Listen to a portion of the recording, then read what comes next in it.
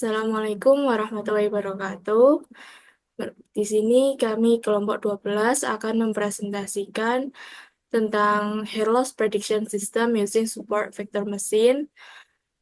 Dan saya Lina Anggraini Nurlaili Rahma dengan NIM 434221057 dan teman saya. Saya Fairu Zaira dengan NIM 434221051.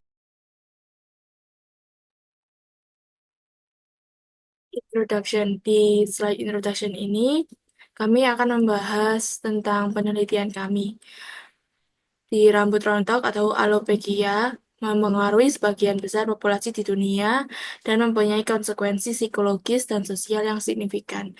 Dengan kemajuan teknologi, yaitu adanya mesin learning, akan meningkatkan minat terhadap model prediktif untuk mengidentifikasi pada rambut rontok untuk intervensi dini dalam perencanaan perawatan yang dipersonalisasikan pada pengguna. Tujuan dari penelitian ini yaitu untuk meninjau dan menganalisis secara komprehensif berbagai teknik mesin learning untuk memprediksi adanya rambut rontok. Algoritma mesin learning dapat memeriksa kumpulan data berukuran besar menjadi semakin populer karena dapat mengidentifikasi pola yang terlewatkan oleh metode tradisional. Selanjutnya, yaitu pada slide data dasar teori, kita terdapat dasar teori kerontokan rambut. Kerontokan rambut itu karena kondisi yang sering dialami oleh pengguna dari berbagai kalangan usia. Kerontokan rambut ini juga dikenal sebagai alopecia, yaitu hilangnya rambut secara berlebihan pada kulit kepala atau bagian tubuh lainnya. Gejala kerontokan rambut juga terdapat dua, yaitu penipisan rambut secara bertahap atau kebotakan berbentuk lingkaran atau patch. Serta apa sih penyebab dari kerontokan rambut sendiri itu? Gejalanya, faktornya yaitu terdapat faktor genetik, yaitu pada pria dan wanita, dan serta adanya faktor stres berlebihan pada setiap pengguna. Kemudian terdapat support vector mesin. Apa sih support vector mesin itu? Support vector mesin yaitu algoritma mesin learning yang digunakan untuk mengklasifikasi dan regresi. Prinsip utama SVM yaitu mencari hyperplane yang paling optimal untuk memisahkan kelas dalam data. Teknik SPM ini juga bertujuan untuk mengidentifikasi garis optimal atau batas keputusan yang secara efektif mempartisi ruang n dimensi ke dalam kelas yang berbeda, memungkinkan klasifikasi titik data baru selanjutnya. Pada SPM terdapat rumus Y sama dengan W pangkat T kali X tambah B, di mana Y adalah variabel dependen, W yaitu vektor bobot, kumpulan koefisien yang dikalikan dengan vektor input, X merupakan faktor fitur input, B yaitu suku bias atau intercept yang mewakili konstanta tambahan yang ditambahkan ke model. Lalu rumus selanjutnya yaitu Y sama dengan sigma N, I sama dengan 1, dalam kurung A, I plus Y ke I, dikali K kali XI, X ditambah B, di mana N merupakan jumlah total titik data atau observasi dalam himpunan data, dan lambda I merupakan koefisien atau bobot yang terkait dengan sistem setiap titik data. Lalu YI yaitu nilai target atau keluaran yang terkait dengan setiap titik data. K dalam kurung XI, X merupakan fungsi kernelnya. Lalu B yaitu sebagai istilah bias yang merupakan konstanta yang ditambahkan ke jumlah tertimbang. Selanjutnya yaitu metode penelitian. Di metode penelitian dalam jurnal ini akan menjelaskan pendekatan yang digunakan untuk memprediksi kesehatan rambut melalui algoritma machine learning. Data yang digunakan yaitu bersumber dari Kaggle dan mencakup berbagai faktor seperti genetika, gaya hidup, serta faktor lingkungan.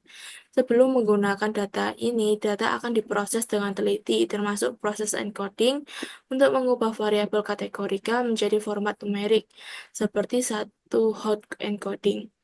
Dan pada dataset ini tidak ditemukan nilai yang hilang dalam dataset. Penelitian ini menggunakan dataset dari Kaggle untuk memprediksi kesehatan rambut dengan algoritma machine learning, terutama logistic regression, SVM, random forest, and AdaBoost. Data diperoleh secara teliti melalui encoding dan pembersihan untuk memastikan kualitas. Dengan metode SVM, dataset ini memiliki akurasi 88,5% yang menunjukkan keandalannya dalam menangani dataset kompleks.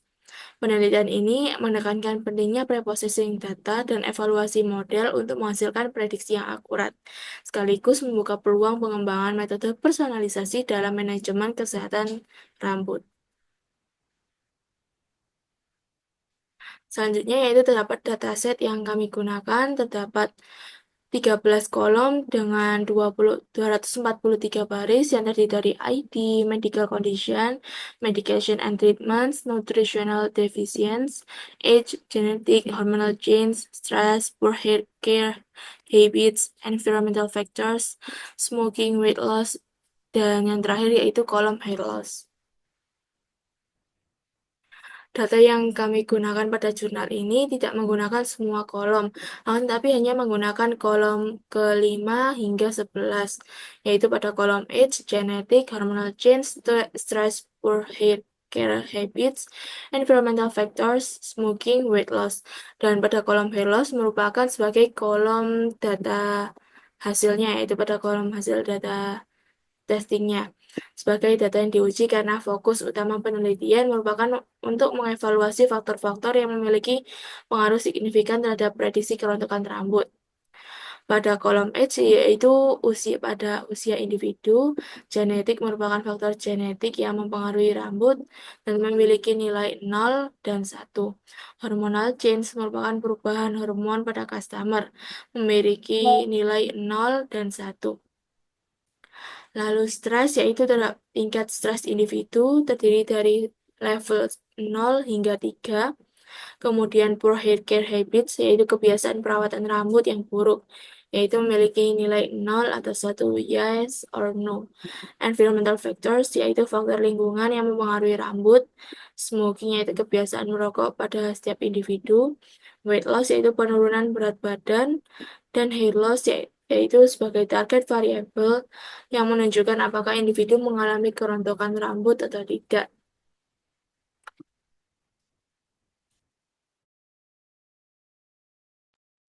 Oke, selanjutnya yaitu uji coba dan pembahasan.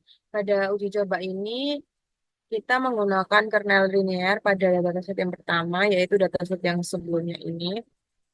Jadi, pada saat menggunakan kernel linear dan dataset pertama, kita mencoba 4 percobaan, yaitu menggunakan 10% data testing dan 90% data training, memunculkan akurasi sebesar 0,48, sedangkan ketika menggunakan 20% testing dan 80% training, kita menghasilkan 0,49. Sedangkan waktu 30% testing dan 70% training menghasilkan 0,49. Ketika 40% testing dan 60% training hanya menghasilkan 0,51%. Nah, pada percobaan keempat ini kita mendapatkan hasil yang paling tinggi akurasinya yakni sebesar 0,51. Nah, begitu pula untuk nilai precision, recall, dan F1 score-nya menunjukkan nilai yang cukup tinggi dibandingkan dengan percobaan yang pertama, kedua, dan ketiga. Namun, percobaan keempat tersebut masih menghasilkan hasil yang kurang memuaskan karena hasil prediksi hair loss-nya masih jauh dari kata akurat yakni 100%. Nah, solusi yang kita berikan adalah melakukan percobaan ulang dengan mencoba beberapa kernel yang ada yaitu RBF dan polinomial. Nah, serta melakukan percobaan dengan memperbaiki dataset sebelumnya dengan cara menambah jumlah dataset yang ada pada dataset sebelumnya. Saya akan mendemokan cara untuk menggantinya. Saat ini kernel linear dengan test size 0,40, maka kita ganti RBF. Dan test size-nya kita ganti 10, berarti 10% testing dan 90% training. Coba hasilnya akan menghasilkan berapa persen. Nah, pada percobaan menggunakan kernel RBF dengan data testing 10% dan data training 90% akan menghasilkan akurasi sebesar 0,72%. Dan ini adalah hasil precision, recall, dan average score-nya. Seperti itu. Jadi, setelah kita melakukan banyak percobaan menggunakan kernel linear, RBF, dan polinomial, ini adalah tabel tabel hasil dari beberapa percobaan yang sudah kita lakukan. Untuk dataset pertama dengan 243 data menggunakan kernel dengan data testing 10% dan data training 90% akan menghasilkan 0,48. Sedangkan ketika menggunakan 20% data testing dan 80% data training akan menghasilkan 0,48. Untuk 30% data testing dengan 70% data training akan menghasilkan 0,49%. Sedangkan ketika menggunakan 40% data testing dan 60% data training akan menghasilkan 0,51% dan 0,51% akurasinya. Sedangkan ketika menggunakan kernel RBF dengan data testing 10% dan data training 90 akan menghasilkan 0,72 tadi. Sedangkan ketika menggunakan 20% data testing, 80% data training akan menghasilkan 0,59. Sedangkan 30% data testing, 70% data training akan menghasilkan 0,53 data 0,53%. Sedangkan 40% data testing, 60% training akan menghasilkan 0,57. Setelah kita setelah kita melakukan penelitian sebanyak ini, yang paling besar yaitu ketika kami menggunakan kernel RBF dengan data testing 10% dan data training 90% yang menghasilkan 0,72%. Nah, kita sudah mencoba menambah dataset yaitu menjadi 393 dan menjadi 693 data. Tapi ternyata yang paling besar yaitu ketika kita menggunakan dataset yang pertama dan menggunakan kernel RBF dengan data training 90% dan data tracing 10% yang hasilnya 0,72. Jadi kesimpulan dari kami yaitu meskipun banyak percobaan yang menghasilkan